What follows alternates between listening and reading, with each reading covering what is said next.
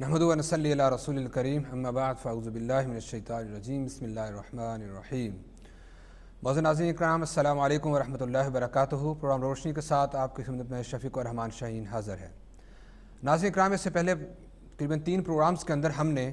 آپ کے سامنے اس بات کو یا اس پیغام کو پہنچانے کی کوشش کی ہے کہ موجودہ دور کے اندر جہاں مشکلات اور ذہنی مشکلات، بیماری کی مشکلات، کاروباری مشکلات اور وہ سارے عوامل جس سے ایک سامنا کسی بھی انسان کو پڑتا ہے، اور ایک مسلمان کی حیثیت سے ہمارا تو یہ عقیدہ ہے، ہمارا تصور ہے اور ہمارے ذہن کے اندر یہ بات راسخ ہونی چاہیے کہ ہر چیز وہ تقدیر کے مطابق ہو رہی ہے۔ زندگی کے اندر ہونے والی کمی پیشیاں وہ ساری کی ساری اللہ رب العالمین کی طرف سے ہیں۔ آسائشوں کے اوپر اللہ رب العالمین کا شکر ادا کرنا اور پھر مشکلات کے اندر اسی رب ہی سے التجا کرنا کہ وہی ان مشکلات سے نکالنے والا ہے کہ رب العالمین قرآن کے اندر واضح الفاظ میں ارشاد فرماتے ہیں۔ کئی ایک مقامات پہ کہیں کہا گیا یا ایھا الذین آمنوا استعینوا بالصبر والصلاۃ، کہ ایمان والو اللہ سے مدد طلب کرو صبر کے ذریعے اور پھر نماز کی ادائیگی، نوافل کی ادائیگی، دعاؤں کے ذریعے۔ اسی طریقے سے کہا گیا وَإِن يَمْسَسْكَ اللَّهُ بِضُرٍّ فَلَا كَاشِفَ لَهُ إِلَّا هُوَ، اگر آپ کو کوئی تکلیف یا مصیبت آ جائے تو اللہ کے علاوہ کون ہے جو نکال سکتا ہے۔ لیکن موجودہ دور کے اندر جہاں ایک مسلمان تعلیم کے دور کے اندر ہے، شعور کے دور کے اندر ہے، اس کے پاس علم، فکر اور جو قرآن نے پیغام دیا تفکرون، تدبرون، اس کے لیے اس کو سمجھنے کے لیے بے انتہا مواقع موجود ہیں، لیکن اس کے باوجود کیا وجہ ہوگی ہے کہ اکثر مسلمانوں کی ایک بہت بڑی تعداد جو ہے وہ موجودہ دور کے اندر ذرا سی آنے والی مشکلات کے اوپر کہیں کسی عامل کے پاس جاتا ہے، کہیں کسی چلا کروانے والے کے پاس جاتا ہے، کہیں کسی قیافہ شناس اور راف کے پاس جاتا ہے۔ اور ابھی ہم دیکھتے ہیں معاشرے کے اندر کہ زمانے کی جدیدیت کے ساتھ ساتھ ان چیزوں کے اندر بھی اتنا ہی ایک نئے طریقہ، نیا ڈھنگ ان کو ملا کہ اس طریقے سے لوگوں کو بیوقوف بنا سکے، اور میڈیا کا استعمال بھی اس طریقے سے ہو رہا ہے۔ اور ڈی ایم کے اوپر اگرچہ ایسے پروگرامز بھی آتے ہیں، لیکن ہم شکرگزار ہیں ڈی ایم کی انتظامیہ کے بھی کہ ہم نے یہ آپ کے سامنے پچھلے 3 پروگراموں کے اندر یہ بات رکھنے کی کوشش کی ہے کہ استخارے کا مسئلہ ہو، دوسرے مشکلات سے نکلنے کا راستہ ہو، تو یہ صرف اور صرف انسان رب العالمین کے اوپر توکل اور یقین رکھتے ہوئے، اللہ سے مدد مانگتے ہوئے، اللہ رب العالمین ہی سے اپنی مشکلات سے نکلنے کے حل تلاش کرنے کی دعائیں کرتے ہوئے اپنے آپ کو اس بات کا پابند بنائے، اور ساتھ ساتھ وہ اذکار جو مسنون ہے، جو رسول اللہ صلی اللہ علیہ وسلم نے سکھلائے ہیں، ان کا زیادہ سے زیادہ ان کو استعمال کیا جائے، اور سب سے بڑھ کر کہ قرآن جو روشنی ہے، قرآن جو مسائل سے نکلنے کا حل پیش کرتا ہے، اس طرف ہم اپنے آپ کو لگائیں۔ انشاءاللہ اسی موضوع کے اوپر آج بھی گفتگو ہم کریں گے، لیکن میرے ساتھ ایک معزز مہمان تشریف لائے، پاکستان سے خاص طور پر وہ تشریف لائے، ہم ان کو پروگرام کے اندر بھی خوش آمدید کہیں گے۔ جنوبی پنجاب کی نہایت علمی، ادبی، معروف شخصیت ہیں، زمانہ طالب علم ہی سے معاشرے کی اصلاح کے لیے بے شمار پروجیکٹ کا ایک عزم اور جذبہ لیے ہوئے اپنی ساری زندگی انہوں نے بسر کی۔ پنجاب کے علمی ادبوں کے اندر بھی وہ معروف ہیں، مختلف قومی اخبارات کے اندر ان کے مضامین، ان کے مقالہ جات، ان کے کالمز وہ بھی شائع ہوتے رہے۔ اس کے علاوہ سوشل ویلفیئر کے حوالے سے بھی کئی ایک پروجیکٹ وہ چلا رہے ہیں، اور ملتان کے سوشل حلقوں کے اندر پاکستان کرسچن لائنز اس کے بھی وہ پریزیڈنٹ ہیں۔ تو میری مراد محترم جناب عبد المحسن شاہین صاحب، ہم آج ان کو اپنے پروگرام کے اندر خوش آمدید کہتے ہیں۔ السلام علیکم ورحمۃ اللہ۔ وعلیکم السلام ورحمۃ اللہ۔ محترم بھائی عبد المحسن شاہین صاحب، ہم نے اپنے روشنی پروگرامز کے ذریعے لوگوں تک یہ پیغام پہنچانے کی کوشش کی ہے کہ آج مسلمان کا تعلق جہاں اسلام سے کمزور ہو چکا ہے، اس کی بڑی وجہ یہ ہے کہ وہ دستور حیات، وہ ہمارا نصب العین، وہ مسلمانوں کے لیے ایک نور ہدایت اور وہ راستہ جو قرآن کی صورت میں اللہ رب العالمین نے ایک انعام دیا امت مسلمہ کے لیے، آج ہم اس کو سمجھے کہ فراموش ہی کر چکے ہیں، اور اس سے جو فائدہ اٹھانا چاہیے وہ نہیں اٹھایا جا رہا۔ جنوبی پنجاب سے آپ کا تعلق ہے، وہاں بھی زمانہ ایک بڑا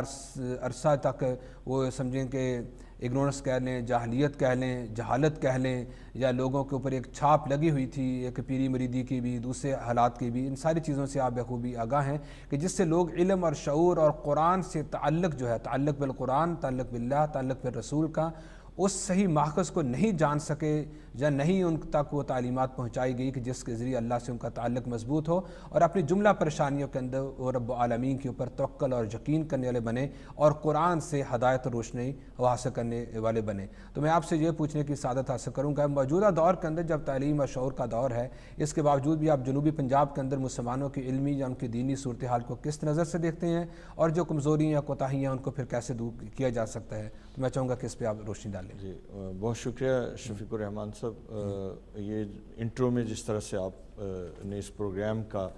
جو مقصد ہے وہ آپ نے بہت خوبصورتی سے بیان کیا ہے۔ گزارش یہ کہ ملتان یا پاکستان کی عمومی پس منظر میں جنوبی پنجاب کے اندر آپ نے اس موضوع سے متعلق اور وہاں کی جو سماجی صورتحال ہے اس کے بارے میں آپ نے ایک سوال اٹھایا ہے۔ دیکھیے آپ نے تو اپنی خود جو تعارفی گفتگو ہے اس نے آپ نے خود یہاں یورپ اور اس خطے میں کہ جہاں کے بارے میں عام طور پہ ایشیا کے ملکوں میں یہ تصور پایا جاتا ہے کہ یہ علمی طور پہ بھی اور ترقی کے طور پہ بھی یہ بہت آگے ہیں یہ معاشرے، اور انہوں نے علمی جستیں جو ہیں وہ اتنی تیزی سے طے کر لی ہیں کہ جو ایشیا کی سوسائٹیز ہیں وہ اس سے 200 250 سال تک ابھی تک پیچھے ہیں۔ صحیح۔ تو آپ تو وہاں کا رونا رو رہے ہیں کہ یہاں بہت تیزی کے ساتھ اس طرح کی جو توہم پرستی ہے یا کمزوری ہے جس کی وجہ سے جو مشکلات یا تکلیفیں یا جو ذہنی دباؤ کے نتیجے میں لوگ جو ہیں وہ مختلف سہارے تلاش کرتے ہیں۔ جی۔ تو ان سوسائٹیز کا جہاں ابھی علمی طور پہ ہم بہت پیچھے ہیں تو اس کی صورتحال یقیناً یہاں سے بھی بری ہو سکتی ہے اور شاید کچھ علاقوں کے اندر اس سے بدتر ہے۔ میں یہ سمجھتا ہوں کہ جس جانب آپ نے اشارہ کیا ہے بنیادی طور پہ یہ نتیجہ ہے اپنے دین سے اور اپنی روایت سے اور اپنا جو ایک علمی ورثہ ہے اس سے دور ہونے کا نتیجہ ہے، اور اس کا آغاز بنیادی طور پہ جو ہمارا خاندانی نظام ہے اس کی کمزوری سے شروع ہوا ہے۔ صحیح۔ اگر ہمارا خاندانی رابطے اور خاندانی جو تربیت کا نظام ہے وہ کمزور نہ پڑتا تو شاید یہ سلسلہ جو ہے اتنی تیزی کے ساتھ بگاڑ کا شکار نہ ہوتا۔ مثال کے طور پہ آپ اچھی طرح سے جانتے ہیں کہ جو ہمارے گھروں کے اندر خاص طور پہ جو مسلم سوسائٹیز ہیں ان کے اندر بچوں کو ان کی مائیں، ان کی نانیاں، ان کی دادیاں، ان کے والدین وہ اپنے بچوں کو انبیاء کی قصص کے ذریعے سے، صحابہ رضوان اللہ علیہ مجمعین کے واقعات کی صورت میں اور رسول اللہ صلی اللہ علیہ وسلم کی صحبت اور ان کی تعلیمات کو ان کے بچپن میں ان کے دلوں میں اور ان کے سینوں کے اندر داخل کیا کرتے تھے۔ وہ کہانی کی صورت میں بھی، وہ اپنے گھروں کے اندر ان کی جو مختلف مورلز ہیں، جو اخلاق عالیہ ہیں، ان کی تربیت کی صورت میں بھی۔ تو میں یہ سمجھتا ہوں کہ ایک تو بڑی بنیادی وجہ یہ انسٹیٹیوشن کمزور ہوا ہے۔ یہ انسٹیٹیوشن کمزور ہونے کے نتیجے میں جو زندگی کی کشاکش ہوئی، جو زندگی کے معاملات میں اور اپنی روزی روٹی کے چکر میں جب ایک مسلمان بہت یا جو معاشی طور پہ اس دوڑ میں پیچھے تھے وہ بالکل یکسر ہی اپنے اس فریضے سے بالکل دور ہوتے چلے گئے کہ جو انہیں اپنی اولاد کے حوالے سے، مثال کے طور پہ اگر ایک والد یا اس کے گھر والے وہ بہت زیادہ معاشی سرگرمیوں کے اندر مصروف ہیں تو وہ اس بات پہ اس کو کافی سمجھتے ہیں کہ ہم اپنے بچوں کے لیے تگ و تاز کر رہے ہیں، جد و جہد کر رہے ہیں، دن رات ہم اپنی نیندیں حرام کر رہے ہیں، لیکن وہ یہ پہلو نظر انداز کر رہے ہیں کہ ان کا اپنے بچوں کے ساتھ موجود نہ ہونا، ان کو مختلف مورلز کی نہ سکھانا، ان کو اچھے جو اخلاقی قدریں ہیں ان سے بہرہمند نہ کرنے کے نتیجے میں وہ اپنی اولاد کے لیے ایک بہت بڑے نقصان کے راستے کو کھولنے جا رہے ہیں۔ آخری بات اس حوالے سے میں یہ عرض کروں گا کہ یہ جو مختلف آپ نے عاملوں کا یا مختلف جعلی اور جھوٹے ایسے پیروں کا ذکر کیا ہے، بنیادی طور پہ یہ جو انسٹیٹیوشن مسلمانوں کے زوال کے زمانے میں شروع ہوا اس میں اس کا آغاز کسی بدنیتی سے نہیں تھا۔ اس کا مطلب یہ تھا کہ جب ریاست اپنا کردار ادا نہیں کر رہی تھی تو جو علماء کے حلقوں کے اندر یا جو دینی مصلح تھے انہوں نے ایک یہ راستہ نکالا کہ اس طریقے سے وہ کچھ لوگوں کو اپنی خانقاہوں میں یا اپنے مدارس میں یا اپنے علاقوں میں لے کے ان کی اچھی صالح تربیت کریں اور ان کا تزکیہ نفس کریں۔ عبد المحسن بھائی ہمارے ساتھ کالر موجود ہیں، جی ہم اس سے بات کریں گے، اس کے بعد انشاءاللہ آپ سے پھر گفتگو کا سلسلہ ہم جاری رکھیں گے۔ جی السلام علیکم ورحمۃ اللہ۔ وعلیکم السلام ورحمۃ اللہ وبرکاتہ۔ جی ناظرین کرام، ہمارے ساتھ موجود ہیں گلاسکو کی ممتاز علمی شخصیت محترم جناب حافظ حبیب الرحمن حبیب صاحب۔ حافظ صاحب، ہم اپنے پروگرام کے اندر گفتگو کر رہے ہیں، پچھلے 2 پروگرامز کے اندر ہم نے یہ چیز ذکر کی کہ موجودہ دور کے اندر عوام الناس کی ایک بہت بڑی تعداد جو کہ اگرچہ پڑھی لکھی بھی ہے، لیکن وہ ان جعلی عاملین اور جعلی استخارہ کرانے والے اور دوسرے اس قسم کے لوگوں کے پاس جاتے ہیں، جس کے ذریعے نہ صرف اپنا دین، اپنی عزتیں گنواتے ہیں، بلکہ یہ چیزیں تو ویسے بھی شرعی طور پر قرآن و سنت کے بالکل خلاف جاتی ہیں کہ رب العالمین نے قرآن کریم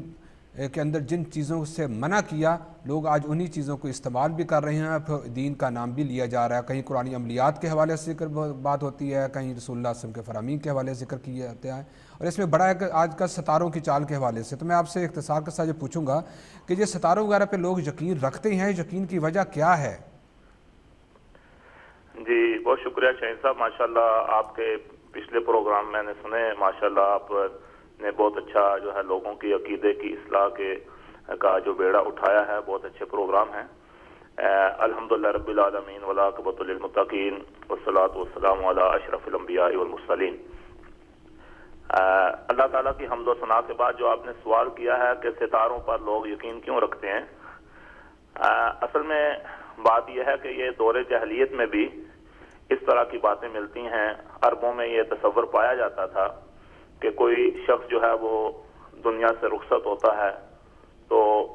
کسی نے سورج پہ گرہن لگا ہوا دیکھا، سورج گرہن ہوا، تو انہوں نے یہ سمجھ لیا کہ شاید اس وجہ سے یہ بندہ جو دنیا سے رخصت ہوا اس وجہ سے سورج کو گرہن لگ گیا ہے۔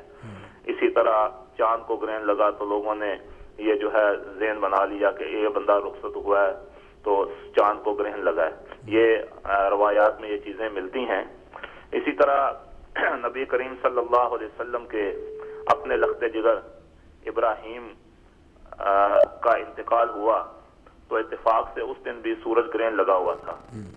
تو لوگوں کے ذہن میں یہ خیال آیا کہ شاید یا نبی کریم صلی اللہ علیہ وسلم کا لخت جگر اس دنیا سے رخصت ہوا ہے تو سورج بھی جو ہے وہ غم منا رہا ہے اور یہ جو ہے سورج گرہن لگا ہوا ہے۔ آپ صلی اللہ علیہ وسلم کو جب اس بات کا پتہ چلا تو نبی کریم صلی اللہ علیہ وسلم نے فوراً جو ہے وہ خطبہ ارشاد فرمایا، اور آپ صلی اللہ علیہ وسلم نے فرمایا کہ یہ سورج، یہ چاند یا یہ ستارے، یہ اللہ تعالیٰ کی نشانیوں میں سے ایک نشانیاں ہیں، اور لا ینکسفان، ان کو جو ہے وہ گرہن نہیں لگتا کسی کی وفات کی وجہ سے یا کسی کے زندہ ہونے کی وجہ سے یا خوشی یا غمی کی وجہ سے ان کو گرہن نہیں لگتا۔ تو جب ایسا ہو، اگر سورج کو گرہن لگ جائے یا چاند کو گرہن لگے تو آپ اللہ کے حضور جو ہیں سر وسجود ہو جائیں، اللہ کا ہاتھ سجدہ کریں، اور پھر نبی کریم صلی اللہ علیہ وسلم نے اسی موقع پر جو ہے وہ صلاۃ الکسوف کا اہتمام کیا۔ آپ جانتے ہیں ماشاءاللہ کہ صلاۃ الکسوف پڑھی جاتی ہے جب چاند گرہن ہو یا سورج گرہن ہو۔ تو عرض کرنے کا مقصد یہ ہے کہ یہ بات دور جاہلیت میں تھی اور اسلام نے آ کے اس کو ختم کیا اور یہ بتایا کہ یہ جو چاند ہیں یا سورج ہے یا ستارے ہیں، یہ اللہ کی نشانیوں میں سے ایک نشانی ہے۔ سورج بہت بڑی نشانی ہے اللہ تعالیٰ کی، اللہ تعالیٰ کے حکم سے مشرق سے طلوع ہوتا ہے، مغرب میں غروب ہوتا ہے۔ اسی لیے آپ کو ایک واقعہ جو حضرت ابراہیم علیہ السلام اور نمرود کا ہے، اس میں ابراہیم علیہ السلام نے یہی کہا تھا کہ میرا رب وہ ہے جو سورج کو مشرق سے طلوع کرتا ہے، مغرب میں غروب کرتا ہے۔ صحیح بات۔ حافظ صاحب یہاں پہ تم رب ہو تو اس کو مغرب سے طلوع کر کے دکھاؤ۔ جی حافظ صاحب یہاں پہ میں یہی پوچھنا چاہوں گا کہ آج کل لوگوں نے دیکھیں نا، یہ تعویذ کا دیتے ہیں، اس میں نمبر لگا لیتے ہیں، نمبروں کا بھی ایک سلسلہ چلتا ہے کہ قرآنی حروف کو اعداد کی صورت میں پیش کیا جاتا ہے، لیکن دوسرا یہ ہے کہ وہ جیسے آپ نے کہا نا کہ یہ تو جاہلیت کے زمانے کا تصور تھا جس کو اسلام نے آ کے ختم کیا۔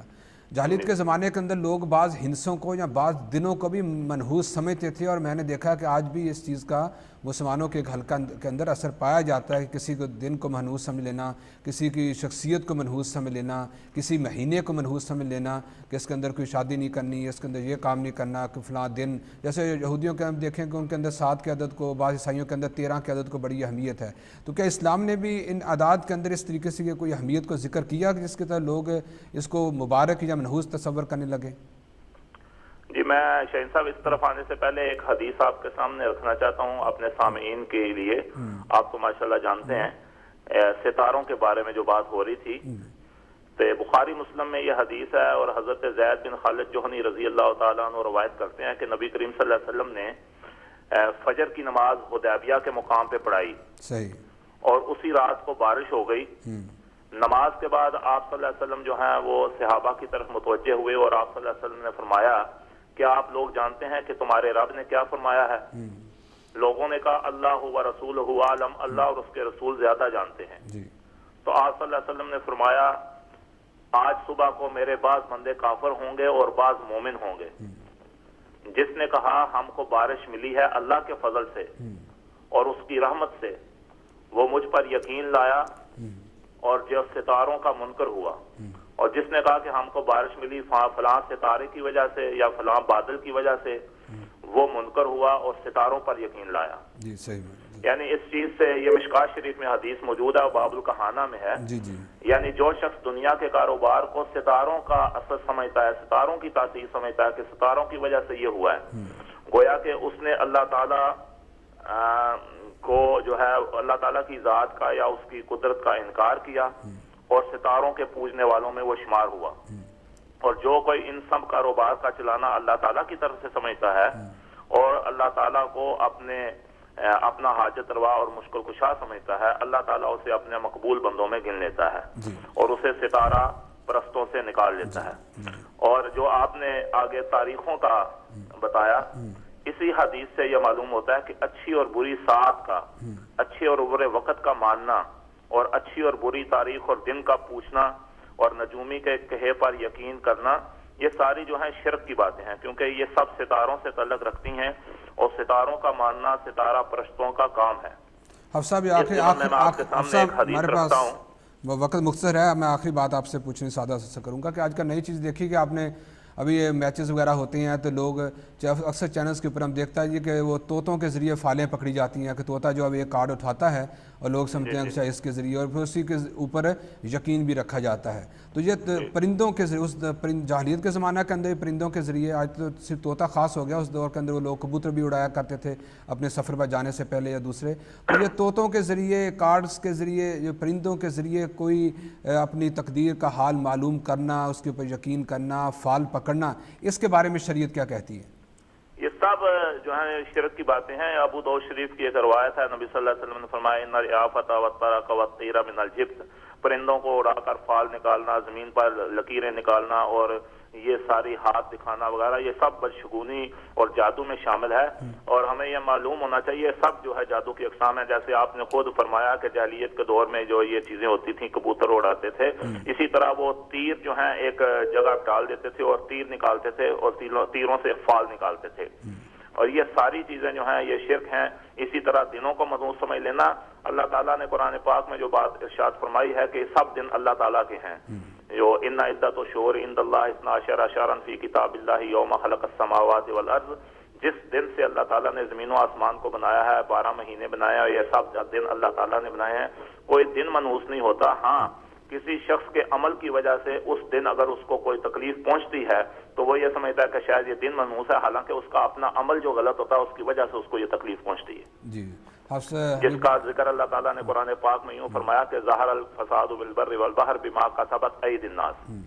کہ لوگوں کے اعمال کی وجہ سے ان کو یہ تکلیف پہنچی ہے لیکن وہ دنوں پہ ڈال دیتے ہیں. اب جس معاشرے میں ہم رہتے ہیں، جیسے عبد المحسن بھائی صاحب ذکر کر رہے تھے، یہ پڑھا لکھا معاشرہ ہے، ان کے ہاں بھی یہ چیزیں پائی جاتی ہیں. کالی بلی کا کاٹنا، شیشے کا ٹوٹ جانا، یہ ساری چیزیں یہ بھی سمجھتے ہیں کہ یہ بدشگونی ہے، حالانکہ اسلام اس چیز کی تعلیم نہیں دیتا. محترم حافظ حبیب الرحمان صاحب گلاسکو سے ہمارے ساتھ تھے. بہت شکریہ آپ صاحب، آپ نے آج کے پروگرام کے اندر شرکت کی اور بہت ہی قیمتی باتوں اور علمی باتوں سے ناظرین کو نوازا. ہم دوبارہ آئیں گے محترم عبد المحسن شاہین صاحب کی طرف. محسن بھائی، آپ نے اسباب تو ذکر کر دیے کہ اس میں ہماری پہلی کمزوریاں جہالت ہے یا ایک علمی تشنگی یا تنزلی یا اسی طریقے سے خاندانی نظام کے اندر ایک جو جڑے ہوئے ہیں یا ٹوٹے ہوئے ہیں، ان ساری چیزیں اسباب تو موجود ہیں، لیکن موجودہ دور جب تعلیم کا دور ہے، ابلاغ کا دور ہے، اور پھر میڈیا کے ذریعے تو اب بہت ساری ایسی باتیں جہاں ہم ابھی سوچ رہی ہوتی ہیں ہم تک نہیں پہنچی ہوتی ہیں، اور دنیا کی مبارکتا ہوا ہم سے پہلے ہماری لوکل محلے کی خبر پہنچی ہوتی ہے. تو اس دور کے اندر پھر ہم کیسے لوگوں تک قرآن کے اس اصل پیغام کو ہم پہنچا سکتے ہیں؟ جی بہت شکریہ. میں پہلے تو جو حفظ صاحب ابھی کر رہے تھے اس کی تھوڑی سی کنٹینیوشن میں ایک مثال سے بھی میں آپ کو ایک بات بتاتا ہوں، کیونکہ اتفاق سے ہم جنوبی پنجاب نے ہم نے ایک پروجیکٹ پہ کام کیا جو کلیفٹ لپ کا، یہ جو ہونٹ تالو کٹے ہوئے ہوتے ہیں. جی. تو اب اس کا جب ہم نے اس پہ کام کیا، اس میں آپ یہ دیکھیے کہ پاکستان کے اندر 10,000 بچے ہر سال، یعنی آپ دیکھیں کہ ایک چھوٹا سا خطہ ہے دنیا کے پرسپیکٹیو میں آپ دیکھیں تو 10,000 بچے ہر سال وہ کٹے ہونٹ اور تالو سے پیدا ہو رہے ہیں. تو اب اس پہ جب ہم نے اس پروجیکٹ پہ کام شروع کیا، اور ہم نے ملتان کے اندر ایک مرکز بنا کے، ہم نے سینٹر بنا کے اس کے لیے لوگوں کو انوائٹ کیا کہ ان کا یہ آپریشنز کیے جائیں، تو اس سے ہمیں بڑی یعنی حیرتناک طریقے سے ہمیں یہ پتہ چلا کہ 70-80% لوگ جو ہیں وہ اس کو نحوست سمجھتے ہیں اور چاند گرہن کا ایک اثر سمجھتے ہیں. اب دیکھیے چونکہ ان کو اس بات کو سمجھانے والے لوگ نہیں تھے، اہل علم یا ان کے ایریاز کے جو مسئلے ہیں یا سماجی یا مذہبی لیڈرشپ ہے، وہ ان کو یہ بات اچھے طریقے سے باور نہیں کرا پائی کہ اللہ کے بندو اگر یہ چاند گرہن ہوتا تو اس رات جتنے بھی اس ملک کے اندر یا ان بستیوں کے اندر بچے پیدا ہوئے تھے تمام کے ہونٹ کٹے ہوئے ہونے چاہیے تھے. لیکن ایسا نہیں ہے کہ ایک پوری بستی کے اندر ایک دن 100 بچے پیدا ہوئے تو 100 بچوں میں سے 5 یا 10 بچے یا 3 بچے یا 1 بچہ صرف اسی کے ہونٹ اور تالو کٹے ہوئے نکلے. تو یہ توہم پرستی ہے جس کا نتیجہ یہ ہوتا ہے کہ وہ ایک یہ بیماری ہے، اس بیماری کا بجائے اس کے کہ علاج ڈھونڈیں، بجائے اس کے کہ اس کے جو علاج کرنے والے لوگ ہیں وہ ان تک پہنچیں اور اس کی وجہ جاننے کی کوشش کریں اور اس کا علاج کرنے کی کوشش کریں، وہ 10-10 20-20 15-15 سال تک وہ اپنے بچوں کو چھپا دیتے ہیں. ان کو وہ بچے چھوٹے چھوٹے اپنی خواہشوں کو اپنے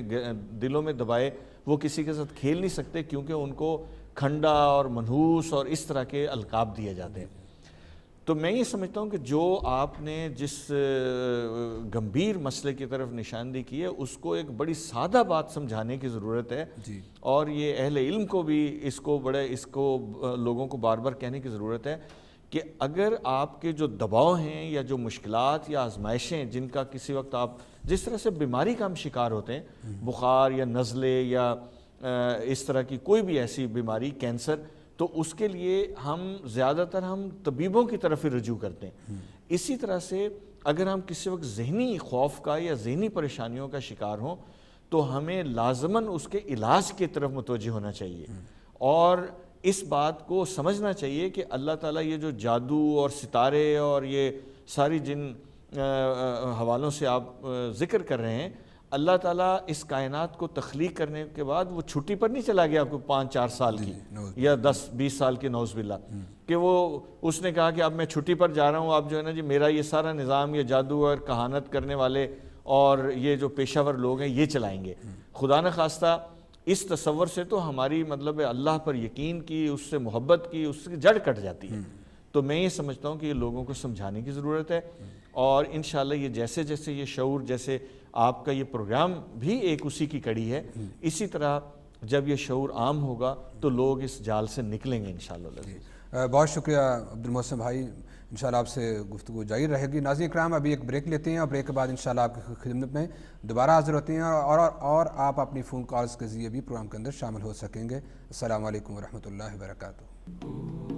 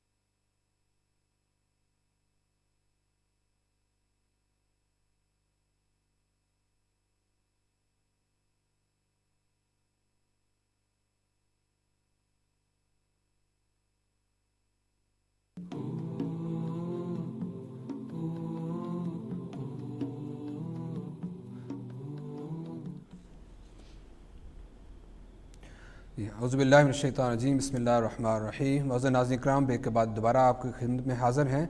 ہم گفتگو کر رہے تھے اپنے معزز مہمان جنوبی پنجاب کی نہایت علمی ادبی شخصیت محترم عبد المحسن شاہین صاحب، ان کی طرف دوبارہ آئیں گے۔ عبد المحسن شاہین صاحب، آپ سے گفتگو ہوئی اور آپ نے کچھ اس چیز کا ذکر کیا کہ لوگوں کے اندر جہالت کا ایک بہت بڑا تصور یہ ہے کہ جس گھر میں پیدا ہوئے، جو ان کا خاندانی سسٹم چلا آ رہا ہے، جو چیز کے اوپر لگے ہوئے ہیں لوگ اسی کے اوپر بھی لگے ہوئے ہیں اگرچہ پڑھے لکھے ہیں۔ اس کے علاوہ مختلف قسم کے ہر جگہ کے معروضی حالات بھی ہیں، اور بعض دفعہ ایک زمانے کی وبا بھی ہوتی ہے جس طرف ایک چلتا ہے سارا محلہ ہی ادھر چل پڑتا ہے۔ یہ بھی ایک چیز ہمیں سامنے آئی۔ لیکن آپ نے جو ابھی جو پروگرام کے آخر میں ذکر کیا کہ آپ ایک پروجیکٹ پہ کام کیا جہاں پہ بچوں بہت سارے معذور ایسے پیدا ہوئے کہ ان کے ہونٹ یا تالو ایسے وہ خراب تھے، صحیح حالت میں نہیں تھی، تو لوگوں کو اس کے اوپر بھی وہم پرست ہوئی کہ شاید کسی وجہ سے ہے۔ ہم نے میڈیا کے اندر یہ بھی دیکھا کہ پچھلے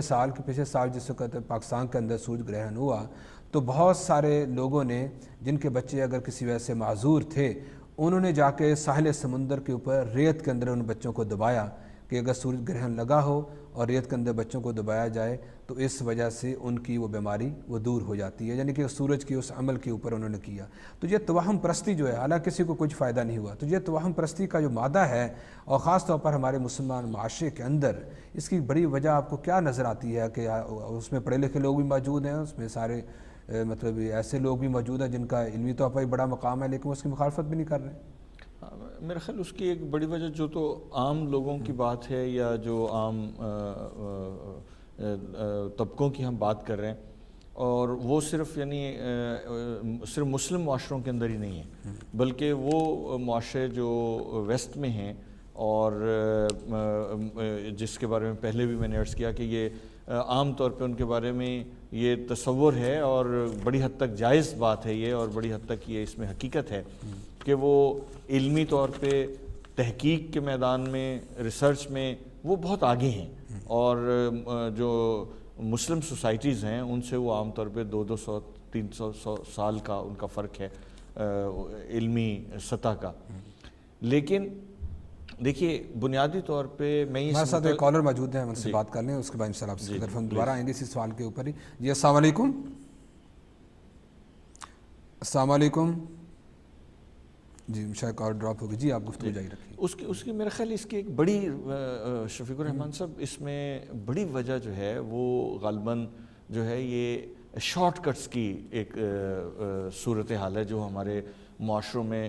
آدمی جلدی سے کوئی نتائج حاصل کرنا چاہ رہا ہے اور چاہتا ہے، اور وہ محنت نہیں کرنا چاہتا، اور جو بھی کہتا ہے اس کو اسی کے اوپر، اور وہ فوری طور پہ جب اس کو کوئی شارٹ کٹس کی صورت میں کوئی چیز سامنے نظر آتی ہے۔ اور دوسری شاید اس کی وجہ یہ بھی ہے کہ یہ ایک فرار، جیسے دیکھیں بعض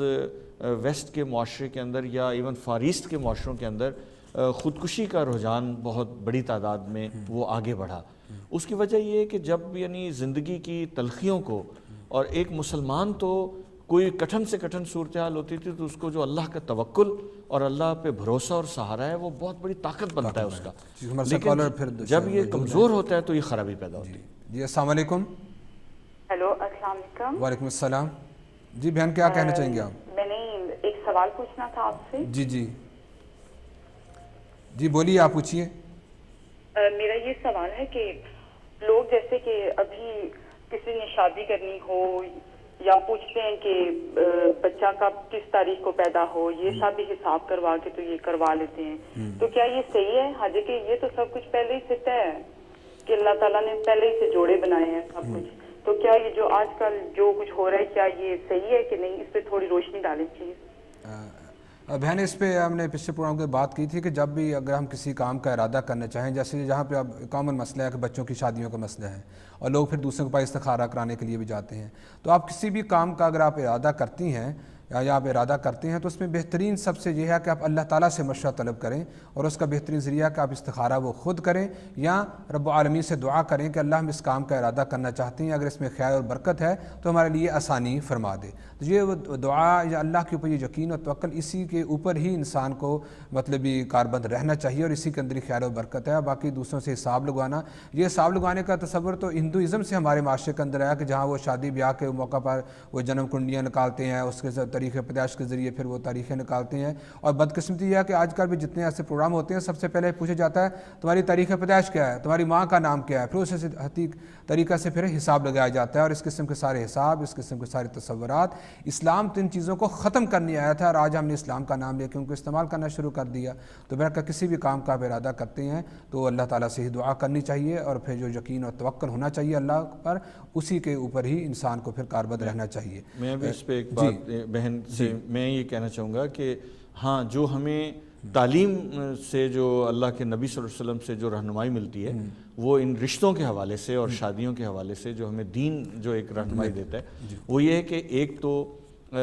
دونوں فریقین کے لیے ہمیں یہ رہنمائی دی گئی ہے کہ ان کی جو اخلاقی اور سیرت کے حوالے سے جو کریکٹر بلڈنگ ان کی ہوئی ہے اس کے حوالے سے ضرور دیکھنا چاہیے کہ جو رشتہ ہم کرنے جا رہے ہیں یا جو تجویز آئی ہے کیا وہ دین کے حوالے سے, اعمال کے حوالے سے, سیرت اور افکار کے حوالے سے وہ یعنی اچھی حالت میں ہے, نمبر ایک. نمبر دو, ہمیں یہ بھی رہنمائی گئی ہے کہ ان کا جو جس کو لفظ کہا گیا ہے کہ وہ ان کی جو ذہنی سطح کی برابری ہے, ان کی علمی سطح کی برابری ہے, اس کو ضرور کچھ نہ کچھ ملحوظ رکھنا چاہیے. ایسا نہیں ہونا چاہیے کہ ہم بالکل ہی بے جوڑ چیزیں جو بچوں کے لیے کل کو, تو اصل میں یہ چیزیں دیکھنی چاہیے. ہمارے ساتھ کالر موجود ہیں. جی السلام علیکم. السلام علیکم. جی وعلیکم السلام. وعلیکم السلام. جی بہن کیا کہنا چاہیے آپ؟ ٹھیک ہے الحمدللہ.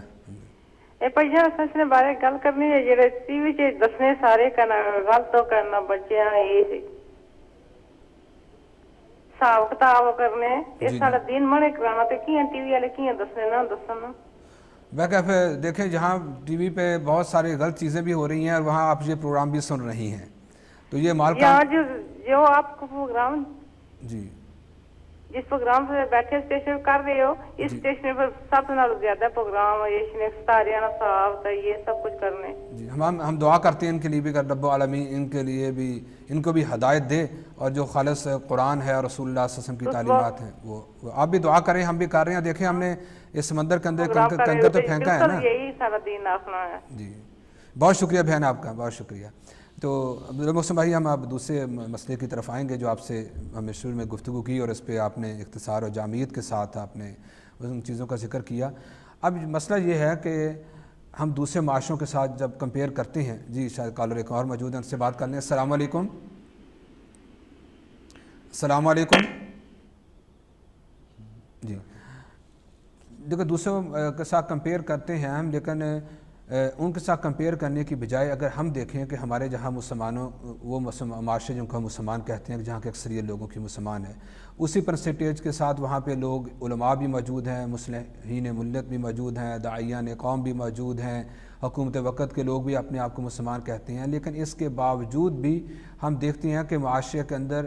ان نااستواہم پرستی سے لوگوں کو بچایا جا سکا ہے, نہ ہی حکومت وقت جو ہے کبھی بھی ان جعلی لوگوں کے خلاف کبھی کوئی ایکشن لیتی ہے. ابھی پچھلے دن دیکھیں آپ 2 ہفتوں کے اندر ہم دیکھا کہ وہ بچوں کا ایک بچے کو بچانے کے لیے دوسرے بچوں کا خون لے کے وہ تعویذ لکھے گئے اور دوسرے بچوں کو مار دیا گیا. لیکن یہ لوگ بھی اسی طرح سے چھوٹ جائیں گے. تو یہ ساری جو اتنی بڑی ہماری کمزوری نظر آتی ہے, تو اس میں کیا آپ اس بیماری کا کیا علاج کرتے ہیں اور پھر اس کے اوپر عمل کیسے ہو سکتا ہے؟ میں سمجھتا ہوں کہ آپ نے نشاندہی بڑی درست کی ہے. ہمارے جو مسلم معاشرے ہیں اس میں سب سے پہلے تو یہ ریاست کی بہرحال ذمہ داری ہے, کیونکہ آپ دیکھیے کہ مثال کے طور پہ ہم یہ دیکھتے ہیں بہت بڑی تعداد میں ہمارے معاشروں کے اندر ایسے واقعات جو جعلی جو عاملین ہیں, لیکن آپ دیکھیں کہ ان کے بڑے بڑے لاکھوں روپے کے اشتہارات جو ہیں وہ یعنی میں کم از کم پاکستان کے پرسپیکٹیو میں بات کر رہا ہوں, وہاں کے سنڈے میگزینز میں, اور اس میں وہ اشتہارات زبان حال سے یہ کہہ رہے ہیں کہ یہ ہمارے اپنے اندر ایک خرابی اور ایک ایسی گہری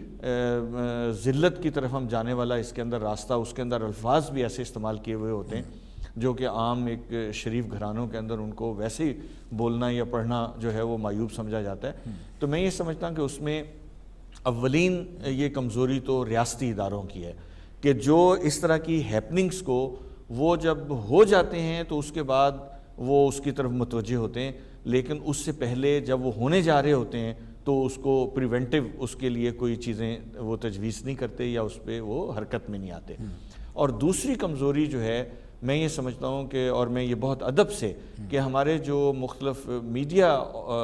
کو چلانے والے ہیں انہوں نے چونکہ اس کو ایک ڈپارٹمنٹل سٹورز کی طرح وہ کہتے ہیں کہ جی ہمارا کام کسی نفع یا نقصان کا تعین کرنا نہیں ہے، ہم ایک ڈپارٹمنٹ سٹور کی طرح ہر چیز قارئین کے اوپر ہم چھوڑتے ہیں کہ وہ اگر کسی چیز کو خراب سمجھتے ہیں تو اس کا چینل بند کر دیں. بلکہ پاکستان کے قومی اخبار کے ایڈیٹر سے میری اس مسئلہ میں بات ہوئی تو انہوں نے کہا جی کہ ہم تو کاروباری لوگ ہیں، ہم تو لوگوں کے سامنے پیش کر دیتے ہیں، اب جو لوگ، ہمارا کام نہیں ہے کہ کیا صحیح ہے کیا غلط ہے، ہم تو ہر چیز پیش کریں گے، ہر طرح کا موقع بھی اور ان کے اشتہارات بھی اور دوسری چیزیں بھی، اب لوگوں کا کام ہے کہ وہ خود جج کریں. ویسے کالر موجود ہیں، ان سے بات کریں گے. السلام علیکم. جی آپ اپنے ٹی وی سیٹ کی آواز بند کریں یا ٹی وی روم سے دوسرے روم میں جائیں. ہلو جی جی السلام علیکم. ہلو وعلیکم السلام. جی بھائی کیا کہنا چاہیں گے آپ؟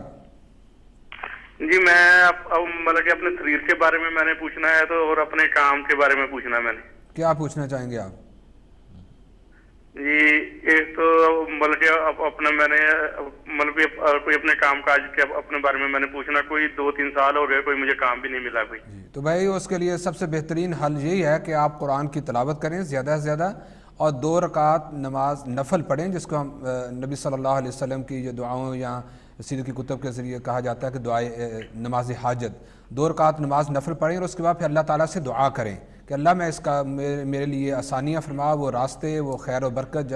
جو نزول والی چیزیں ہیں، اللہ میرے لیے وہ آسان فرما. تو انشاءاللہ اللہ رب العالمین آپ کے لیے راستہ ضرور کھولے گا. باقی دوسروں کے پاس سے استخارے کرانا، عاملوں کے پاس جانا، نمبر نکالنا، تعویذ کرانا نا، ان چیزوں سے کبھی خیر و برکت نہیں آئے گی، کیونکہ یہ سارے راستے وہ شیطان کے راستے ہیں. شاید آپ میری بات سمجھ گئے ہیں میری بات. ٹھیک ہے جی اللہ آپ کو آپ کے لیے آسانیاں فرمائے، اور جس کام رزق حلال جو ہے اس کے لیے رب العالمین آپ کو کمانے کی، کھانے کی، اپنی فیملی کو کھلانے کی توفیق دے. نبی صلی اللہ علیہ وسلم کا ایک فرمان ہمیشہ یاد رکھیے کہ آپ نے فرمایا من اکل طیبا وعمل فی سنت وامن الناس بوائقہ دخل الجنہ. جس نے پاکیزہ رزق حلال خود کھایا، اپنی زندگی کو سنت کے مطابق رکھا، اور لوگ بھی اس کی زبان ہاتھ شر سے محفوظ رہے، وہ آدمی ضرور جنت میں جائے گا. تو اس لیے نیکی کی تمنا کرنا اور اس کے حلال کی تمنا کرنا، یہ تو انبیاء کرام کی دعاؤں سے بھی ملتا ہے، خود رسول اللہ صلی اللہ علیہ وسلم نے اسی کی تعلیم دی ہے. ہم آئیں گے دوبارہ. اور رسول اللہ صلی اللہ علیہ وسلم کا ایک اور فرمان ہے کہ تمہاری جوتی کا تسمہ بھی ٹوٹے اور یا تمہیں چاہیے ہو تو وہ اپنے اللہ سے اس کو طلب کرو. تو یہ سب سے اچھا اس کا احسن طریقہ وہ نماز حاجت اور نماز کی 2 نفل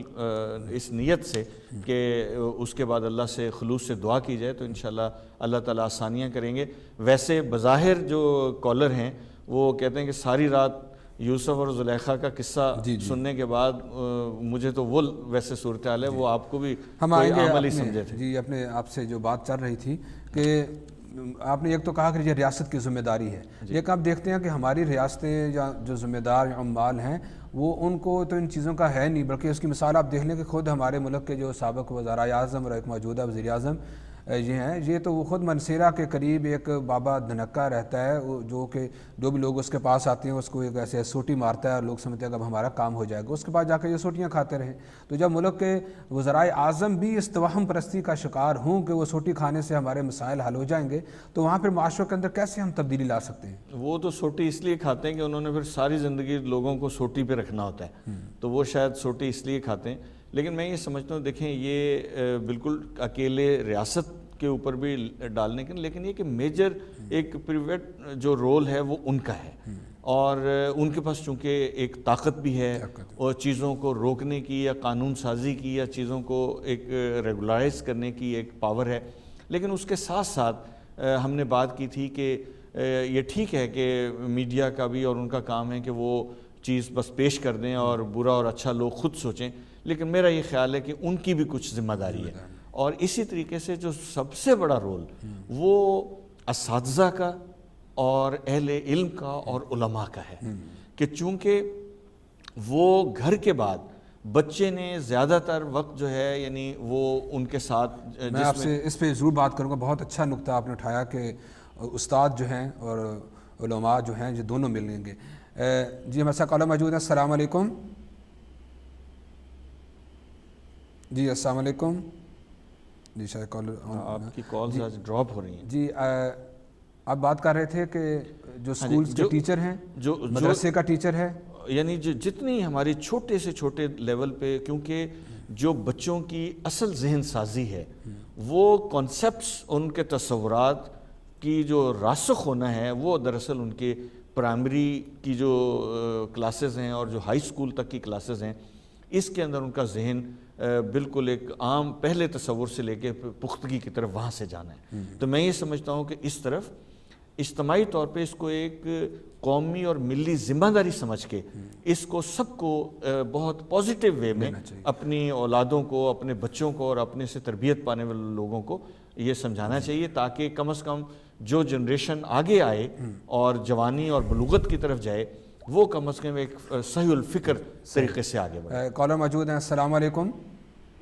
وعلیکم السلام ورحمۃ اللہ وبرکاتہ. مولانا صاحب میری طرف سے آپ کے مہمان کی خدمت میں بھی السلام علیکم ورحمۃ اللہ وبرکاتہ. وعلیکم السلام ورحمۃ اللہ. میں سراج الدین بول رہا ہوں جی نوٹنگم سے. جی میں سمجھتا ہوں کہ ریاست سے زیادہ جو ایک ذمہ داری ہے, آپ دیکھیں کہ ہمارا یہ جو شعرا جو پوئٹ ہے نا, شاعر حضرات, ان کا جو کلام آپ دیکھیں کہ اکثر جو شاعر ہیں انہوں نے جتنا شراب کے اوپر لکھا ہے اگر اس سے آدھا وہ آب زمزم کے اوپر لکھتے اور وہ گانے والے اس پہ کرتے تو ہمارے معاشرے میں بہت بہتری ہوتی. آپ دیکھیں ہم بس میں سوار ہو جائیں تو اس میں ایک سی ڈی لگی ہوئی ہوتی ہے, میں شرابی میں شرابی. سراج الدین مغل بھائی ہم بات کر رہے ہیں. ہمارے سراج الدین مغل بھائی بات سنیے آپ بھی. ان کا جو کلام ہے جو پیش کرتے اس کے اوپر ریاست اگر پابندی لگائے کہ اس قسم کا کلام, پھر وہ گویے جو ہوتے ہیں وہ جو گانے والے وہ گاتے ہیں قوالیوں کی شکل میں یا جس طرح بھی, ہماری جو بچے ہیں جو ہمارا برات اپ ہوتا ہے معاشرہ وہ پھر وہ اسی طرح وہ گاتے ہیں, اسی طرح وہ معاشرہ تباہ برباد ہو جاتے ہیں. آپ دیکھیں ہر بس میں یہی قوالی چل رہی ہوتی. بہت شکریہ آپ کا سراج الدین مغل بھائی, بہت شکریہ آپ کا. ہم گفتگو کر رہے ہیں توہم پرستی اور اس قسم کے معاملات کے اوپر. اگلے کالر موجود ہیں, ان سے بات کریں گے. السلام علیکم. وعلیکم السلام. سر میں نے جو تھوڑا سا انفارمیشن لینی تھی علم و عطات کے حوالے سے. کس حوالے سے؟ علم و عطات. جی کیا آپ انفارمیشن دینا چاہیں گے؟ یہ پوچھنا چاہتا ہوں یہ اس کا کیا حقیقت ہے, یہ ٹھیک ہے یا یہ ٹھیک نہیں ہے, ہمارے اسلام میں اس کی کیا اہمیت ہے؟ اسلامی طور پر ہم یہی تو ہم پچھلے 3 پروگراموں سے رونا رو رہے ہیں کہ اس قسم کے سارے علوم ان کا اسلام کے ساتھ کوئی تعلق نہیں, بلکہ ان سارے علوم کا تعلق جادو کے ساتھ ہے اور جادو سیکھنا وہ حرام ہے. تو اس لیے سب سے بہترین علم وہ قرآن کا علم ہے اور اس کے بعد رسول اللہ صلی اللہ علیہ وسلم کی وہ دعائیں ہیں جو ایک مسلمان کو اللہ کی پناہ میں آنے کے لیے مانگنی چاہیے. جی بھائی بہت شکریہ آپ کا. مدنی محسن بھائی آخر میں جو آپ نے گفتگو کی, جہاں پہ میں آپ نے استاد کی اور جن لوگوں سے بچے کا واسطہ پڑتا ہے, لیکن یہاں سب سے بڑی ہمیں جو خرابی کہہ لیں یا کوتاہی نظر آتی ہے کہ یہ توہم پرستی, یہ اس قسم کے معاملات, یہ پیروں کے مسئلے یا عاملوں کے مسئلے, ان کا سب سے زیادہ شکار تو خواتین ہوتی ہیں. اور ایک خاتون جو ایک اچھی ماں بننی چاہیے علم کے اعتبار سے, عقل اور سوچ کے اعتبار سے, وہ تو انتہائی کمزور ہو چکی ہے. وہ بچے کی جس کو ہم کہتے ہیں کہ ماں تو پہلی درسگاہ ہے, ماں تو ایک یونیورسٹی ہے, اب وہ یونیورسٹی کی بنیادیں ہی کمزور ہیں عقیدے اور ایمان اور فکر اور یقین کے اعتبار سے, تو پھر یہ باقی کیسے سلسلہ چلے گا؟ ہاں نہیں وہ دیکھیے اس کی تو میں نے اس کو تو ہم نہ جمعے کے خطبے کے قریب لگنے دیتے ہیں, نہ اس کو یعنی ہم اس کو, یہ ہمارے ہاں ایک تصور جو میل ڈومیننٹ سوسائٹی ہے معاشرے کے اندر جہاں جہاں بھی, تو وہ ان کو جہاں اور بہت ساری چیزوں سے معاشی حوالے سے یا وہ ہمارے سامنے مسائل آتے ہیں کہ ان کو دبا کے رکھنے کی کوشش کرتے ہیں, تو علمی طور پہ بھی وہ ان کو ایک الگ, حالانکہ ہمیں جو دین نے تعلیم دی تھی اس میں یہ کہا تھا کہ عورت اور مرد دونوں پہ علم حاصل کرنا فرض ہے, یعنی یہ مطلق فرض ہے. جس طرح سے ہمارے نماز روزہ اور یہ فرائض ہیں، یہ بھی علم کا حصول، قرآنی علوم کو، سنت کے علم کو، اور رسول اللہ علیہ وسلم اور صحابہ رضوان اللہ علیہ اجمعین کی تعلیمات کو وہ جاننا ان کا بھی اتنا ہی فرض ہے جتنا کہ کسی مرد کا فرض ہے۔ تو ایک تو ظاہر ہے کہ اس تصور کو ہمیں بہتر کرنے کی ضرورت ہے، اور دوسری گزارش یہ ہے کہ جس طرح سے کرائمز کے بارے میں ہمارا یہ تصور موجود ہے کہ اگر کوئی تشدد کو جنم دیتا ہے یا ڈرگز کو دیتا ہے تو وہ کتنا بھی کوئی گنہگار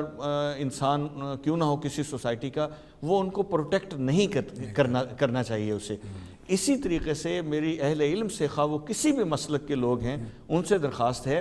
کہ وہ بھی جب ایسی چیزوں کو وہ ہوتا ہوا دیکھیں تو یہ نہ وہ خیال کریں کہ یہ ان کے مسلک سے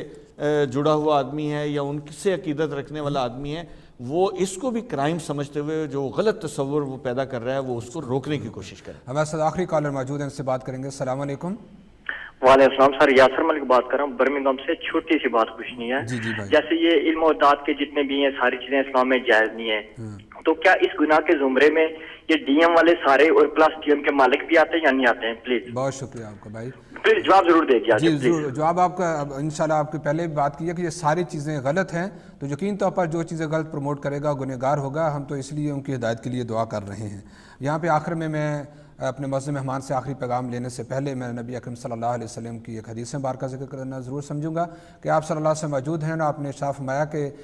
70,000 افراد ایسے ہوں گے جو بغیر حساب کتاب کے جنت میں جائیں گے۔ نبی صلی اللہ علیہ وسلم یہ بات کہی اور آپ اس مجلس سے اٹھ کے چلے گئے۔ صحابہ اکرام کے آپس کے اندر ان کی چہم گوئیاں ہوئیں کہ یہ کون خوش قسمت ہو گئے۔ ہر آدمی نے اپنی جو ہے وہ رائے پیش کی۔ کچھ مطلب لمحوں کے بعد رسول اللہ صلی اللہ علیہ وسلم دوبارہ تشریف لائے، اور جب صحابہ اکرام نے آپ سے عرض کیا کہ یا رسول اللہ صلی اللہ علیہ وسلم اس بات پہ بحث کر رہے ہیں کہ کون سے خوش نصیب ہوں گے جو بغیر حساب کتاب کے جنت میں جائیں گے، تو آپ صلی اللہ علیہ وسلم نے جو جملہ ارشاد فرمایا وہ ہمارے لیے ایک بہت بڑا وہ پیغام ہے، ایک یقین ہے، عقیدہ ہے، اور ایک فہم دین اور مسائل سے نکلنے کا ایک مسئلہ بھی ہے۔ رسول اللہ صلی اللہ علیہ وسلم فرمایا کہ وہ لوگ ہوں گے جو فالے نہیں پکڑتے، جو عرافوں کے پاس نہیں جاتے، اور اسی طریقے سے جو گرے نہیں لگاتے، جو اس قسم کے جتنے بھی سارے کام آج کل چلے ان کے نہیں کرتے، اور آخر آپ نے فرمایا وَهُمْ عَلَىٰ رَبِّهِمْ يَتَوَكَّلُونَ، ہر حالت میں اپنے رب کے اوپر توکل کرنے والے، ٹرسٹ، بھروسہ، جو بلیف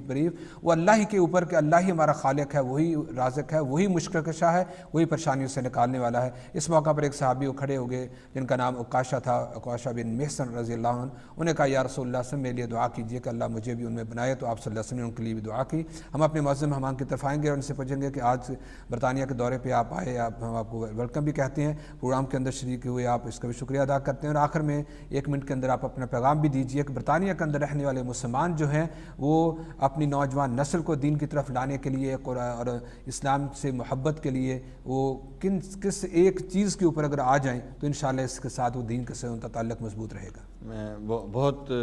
شکریہ۔ میرا یہ خیال ہے کہ میں پوری طرح سے جو آپ نے آخری جملہ کہ ایک تو ہم بحثیت انسان بھی اور بحثیت ایک ملت اسلامیہ کے ایک فرد کے طور پہ بھی ہم اپنے اللہ پہ اس سے شدید محبت کے ساتھ اس پر بھرپور ہم اعتماد کریں اور بھروسہ کریں، اور مجھے یہ یقین ہے، میرا یہ پوری طرح سے اس پر یقین ہے کہ جو شدت محبت کے ساتھ اپنے اللہ سے بہت محبت کر کے اس پر اعتماد کرے گا، اللہ تعالیٰ اسے کبھی بھی بے آسرا نہیں چھوڑے گا۔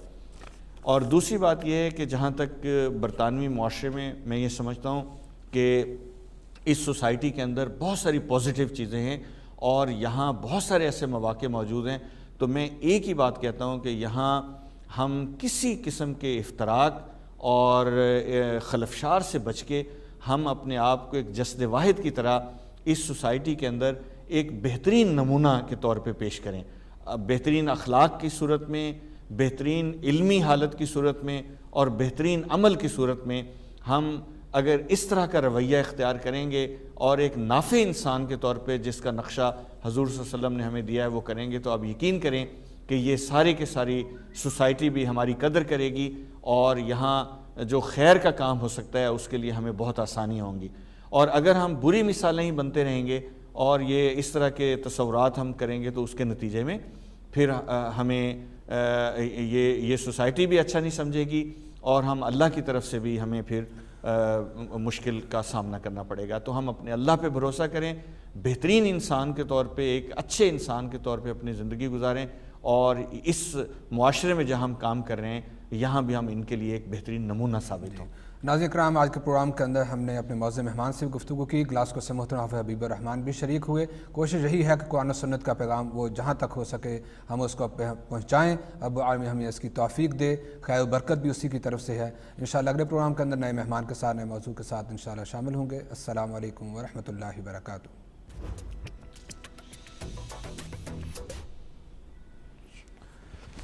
ماشاء اللہ, بہت شکریہ, جزاک